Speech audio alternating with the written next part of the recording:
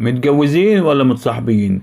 شيرين رضا تكشف حقيقة زواج دينا الشربيني من عمرو دياب. أهلا بكم أجمل متابعين في الدنيا. يا ريت اللي لسه ما اشتركش في قناة أخبار الفنانين مع العراقي يشرفنا بالاشتراك ويفعل زر الجرس والكومنت.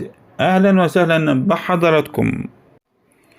ما زال اسم الفنانة دينا الشربيني يلازم الهضبة عمرو دياب بعد ارتباطهم فترة طويلة ومشاركة كل منهما أعمال متنوعة، سواء كان الظهور في إعلاناته أو غناء بعض تترات مسلسلاته، ولكن تلك العلاقة قد انتهت بشكل مفاجئ دون معرفة السبب الحقيقي وراء ذلك، وأيضا عدم توضيح هل كان هناك زواجا بينهما أم لا.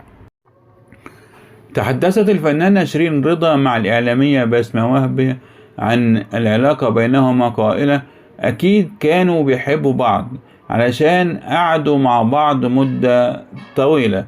وبسألها عن زواج عمرو دياب بدينا الشربيني أم كانت العلاقة بينهما ارتباطا فقط، قالت: هذه مسألة شخصية لا دخل لي بها، ولا أسألها في يوم اتجوزت عمرو أم لا، لأن هذا يعتبر فضول، وأنا شخصيتي ليست لها فضول.